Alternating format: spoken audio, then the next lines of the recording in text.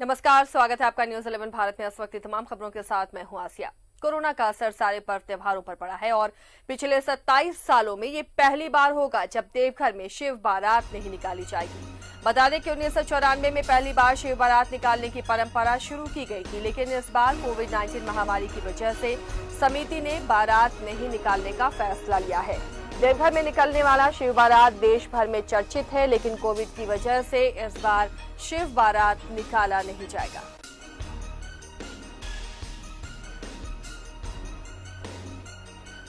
सहयोगी मनीष देवघर से जुड़े हुए हैं, सीधे मनीष का रुख करते हैं। मनीष, इस बार शिव बारात पर भी कोरोना का ग्रहण लगा है। इस बार समिति ने फैसला किया है कि शिव बारात नहीं निकाली जाएगी।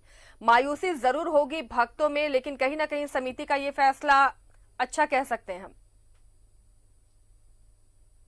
बिल्कुल आसिया, आपने सही कहा। आसिया, सबसे पहले जो हमारे दर्शक अभी टीवी स्क्रीन से जुड़े हैं उनको एक बार बाबा मंदिर का पंचशूल का दर्शन करा दे। सहयोगी मनोज, एक बार सभी को यहीं से प्रणाम कर ले। हमारे दर्शक जो अभी टीवी स्क्रीन से जुड़े हैं, बाबा मंदिर का पंचशूल, क्योंकि सभी जगह त्रिशूल होता है और बाबा मंदिर में पंचशूल है। देखिए आसिया, महाशिवरात्रि का मौका जो होता है वो है आपको माता पार्वती और शिव की शादी की है, और उससे पहले बसंत पंचमी होता है, और इसी दौरान में महाशिवरात्रि के मौके पर जो शिव बारात निकाली जाती है, जैसा कि आपने भी बताया कि 27 साल से ये निकल रहा है। इस बार 27वां साल होता।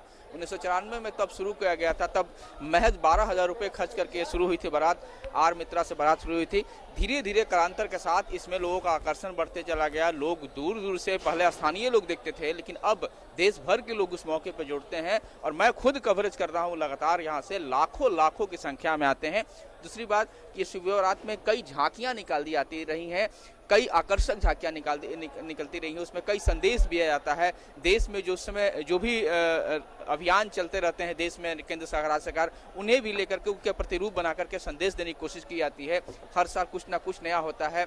उसके अलावा पूरे शहर को महाशिवरात्रि से पहले, लगभग सप्ताह भर पहले ही, पूरे शहर को रंगीन लाइटों से सजाया जाता है। जगह जगह पे तुरंत द्वार लगाए जाते हैं। लाइटिंग है वो बंगाल का जो चंदन नगर है, जहाँ की लाइटिंग देश भर में मशहूर है, वहाँ के लोग आते हैं, और तैयारियां 1-2 महीने पहले से शुरू हो जाती हैं। तो हम कह सकते हैं कि बहुत भव्य तरीके से निकाला जाता है। स्थानीय सांसद, स्थानीय विधायक, बड़े बड़े सब लोग यहाँ आते हैं।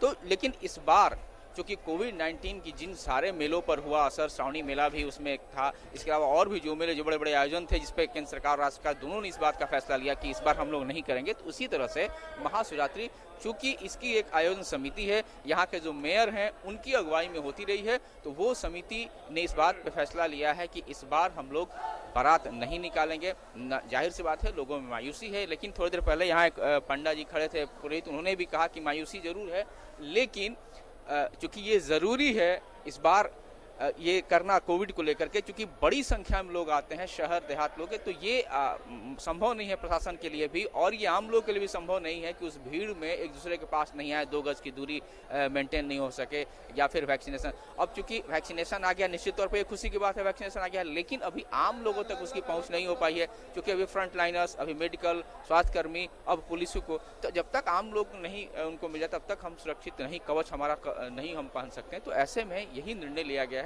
कि इस बार महाशिवरात्रि के मौके पर जो शिव बारात निकालने की परंपरा चली आ रही है 26 सालों से, इस बार 27वां साल होता, उसको इस बार स्थगित किया गया। आसिया, चलिए, तो कहीं ना कहीं कोविड को देखते हुए ये अहम फैसला लिया गया है। लेकिन शिवरात्रि के दिन शिव बारात भले ना निकले मनीष, लेकिन जो पूजा अर्चना है क्या उसी तरीके से जिस तरह अभी होती आ रही, क्योंकि उस दिन भीड़ रहेगी, उसके लिए क्या इंतजाम किए जाएंगे?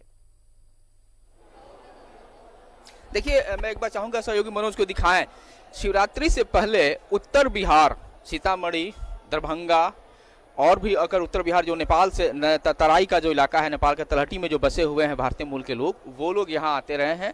और बसंत पंचमी के दिन, मैं शिवरात्रि से पहले मैं एक बार बताना चाहता हूँ, बसंत पंचमी के दिन यहाँ पर ये सभी उत्तर बिहार से आने वाले श्रद्धालु ये यहाँ एक तरह से तिलक चढ़ाते हैं, जो चढ़ाते हैं उसको हम लोग तिलक कहते हैं। अभी भी कतारें लंबी लगी हुई हैं, और इसके बाद शिवरात्रि का जो कार्यक्रम होता है उसके लिए जिला प्रशासन बैरिकेडिंग कर रहा है। बड़ी संख्या, पर्याप्त संख्या में यहाँ पर पुलिस बल की तैनाती की जाएगी। डीसी अपील भी लोगों से कर रहे हैं कि जो लोग भी यहाँ आए स्पर्श दर्शन की अनुमति मिल गई है। चूंकि श्रावणी मेला और कोविड के दौरान स्पर्श दर्शन की नहीं थी, लेकिन हाल के दिनों में मंदिर को सामान्य रूप से खोल दिया गया है, यानी स्पर्श दर्शन। चूंकि पूरे देश में यही एकमात्र ज्योतिर्लिंग है जहां पर आप स्पर्श कर सकती हैं शिवलिंग को, तो इसलिए लोग यहाँ पे बड़ी संख्या में आते हैं, स्पर्श करते हैं, माथा को भी टच करते हैं अपने को और धन्य मानते हैं, आशीर्वाद पाते हैं। तो इसलिए स्पर्श पूजा की अनुमति अब मिल गई है, लेकिन जिला प्रशासन ये चाहता है कि लोग धीरे धीरे आएँ, दूरियां बना करके आएँ और धीरे से निकल जाए। और मंदिर के अंदर जैसा कि हम समझते हैं कि जिला प्रशासन इस बात को अपील भी करेगा कि जो भी श्रद्धालु आए वो ज़्यादा देर तक ना गर्भगृह के अंदर रहें और ना गर्भगृह के बाहर रहें, वो जितना जल्दी हो सके निकल जाए। तो शिवरात्रि है, उससे पहले श्रीपंचमी है, तो तैयारी अपनी की जा रही है और पूरी तैयारी है। पर्याप्त मात्रा में बैरिकेडिंग लगाया जा रहा है, क्योंकि हम लोगों ने कवर किया है बड़ी संख्या में लोग शिवरात्रि के दिन आते हैं, खास करके देश भर के, लेकिन उत्तर बिहार के लोग ज़्यादा बड़ी संख्या में यहाँ पहुँचते हैं। आशिया, चलिए शुक्रिया मनीष इस तमाम जानकारी के लिए। तो 27वां साल ये शिव बारात का था, लेकिन कोविड की वजह से इस पर भी ग्रहण लग गया है और इस बार समिति ने शिव बारात नहीं निकालने का फैसला लिया है। हालांकि उस दौरान जो पूजा के लिए उमड़ने वाली भीड़ होगी उसके लिए पूरे तरीके से इंतजाम किए जा रहे हैं।